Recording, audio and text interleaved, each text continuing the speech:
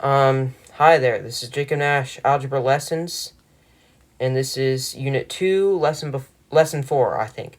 So, I'm sorry, but, well, you don't know this, but I had to record this again, because this dumb thing turns off the mic randomly. So, if you ever watched my engineering ones, you know that I had to redo a couple, because for some reason they were muted.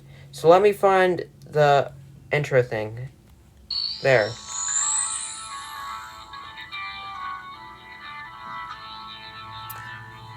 So sorry about that. I wasn't able to do the intro at the beginning because I just go all cheap. I'm not adding that in. I don't have time to do video editing, so I just play audio on my phone. But I had it on the other side of the room, so I couldn't do it. But anyways, I'm sorry that this is turned a different way this time. So if you notice, if you're watching this on a phone, then it makes no difference. But on a computer, you'd see that it's turned a different way, and that's what I have to do for the graph thing. And because we're looking at how to graph inequalities. So we already looked at inequalities. So obviously, inequalities means that it's a I don't know how to put it, but it basically, instead of having an equal sign, it has a less than or greater than sign, So when you're graphing here's what we do. We're not on the graph paper yet, but here's what you do when you graph inequality. So you need to first just graph it as if it's a line. So you're pretty much just graphing a line. So for example, let's say we had y is greater than 4x plus 3. Well, we just treat this as if it was a line. We know that the 3 is the y-intercept, so that's the y-intercept. And then we have 4, which is just a slope. And 4 is really 4 over 1, so that means you go up 4 and then over 1. So that's simple. That's just graphing a line. Sorry, I thought I was on a eraser there. So that's what you first do. But before you can start plotting the points like this, but before you connect it like that, you have to think. It can be a dotted line sometimes when you're graphing an inequality. So here's when. If you have a less than or greater than sign that has no line under it, that means you have to do a dotted line. And why is because it is not including the points that are on that line, only everything that's shaded in, because you have to shade for graphing inequalities. Hopefully this will make more sense later on. But if it has a line under it, that means greater than or equal to and less than or equal to. And that means it will be solid. So dotted if it's like that, solid if it's like that. And when it, here, let me see if I can do this. This might make more sense. So everything that I have in red, that makes it dotted. But if it's in everything that I have in blue, that's to make it solid. But everything that I just did in green, that means that you will shade below. So shade below, so I'll just do this, I guess. And then everything that I am doing in yellow, that means you shade above. So shade above. And hopefully that might not make sense that much yet, but let's head over to the graph and apply this, okay?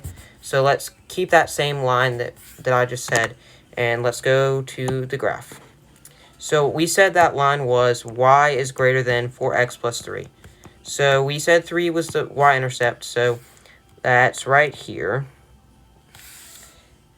And then 4 is the slope, so we go up 4 over 1.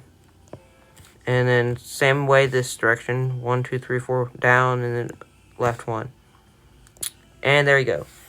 But since this has no line under it, we make it dotted, like I said. So let me do this in, I can do some random color. Okay, that's not a good color because that's too light. Whatever. I'll just do a blue, blue. That's pretty much the same thing that I already have. So we'll do dotted line. And as usual, if you hear music in the background, I'm not playing that. That's just how it has to be. Okay, there you go. And then we'll go back to this blue, and then that will be what we shade. So we shade, remember, if I said if it's like this, that means you shade above. If it's like this, you shade below. Well, we see that it's going to be above because it's greater than. So that means everything that works for this inequality is above the line, but not including anything on the line. So sometimes you have a checkpoint to see if it works. So what I mean by this, if you have 0, 0, and it says, does it satisfy the inequality? Well, you can look by looking at the graph. If the point is on the graph, if the point is shaded in, then it does satisfy it. But if it's not shaded in, then it doesn't. Well, here's 0, 0. It's not shaded in, so that means that does not. You could also check it algebraically by substituting it in. 4 times 0 plus 3, and then we do 0 right here for the y because they're both 0. 4 times 0 is 0. 0 plus 3 is 3, so then we end up with 0 is greater than 3, which is not true. That's how we know it doesn't satisfy it. So all of these points in this dark blue, if they were plugged into this equation, then it would turn out to be something that's true. So that's what that is, okay? Now, let's look at a different example for a different line, okay? Now, let's say we had 3x minus 4y is less than 9. Well, we first start out we have to get y by itself, so we start out by subtracting 3x. That's negative 4y is less than negative 3x plus 9. Then you divide by negative 4. But if you ever divide by a negative in an inequality, remember this. You always flip the sign, so it goes this way now. So we have y is greater than now 3/4 x minus 9/4. So that 9/4, this is what's in yellow is the y-intercept, and then what's in red is the slope. So let's plot the y-intercept. So 9/4 is 2.25, so negative 2.25, and that would be about right here. And we go up 3/4. So 1, 2, 3, 1, 2, 3, 4. 1, 2, 3, 1, 2, 3, 4. 1, 2, 3, 1, 2, 3, 4. 1, 2, 3, 1, 2, 3. Oh, 4. That's a little bit tricky when it's not on an exact line because it's a fraction for the y-intercept, but it's just how it is.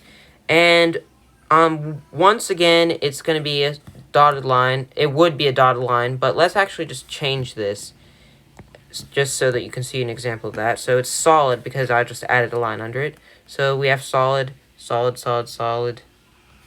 And where do we shade? Well, it's pointing towards the y, so that means we shade above, because it's everything that's greater than y. So this time, if we said, does 0, 0 satisfy the equation? It does.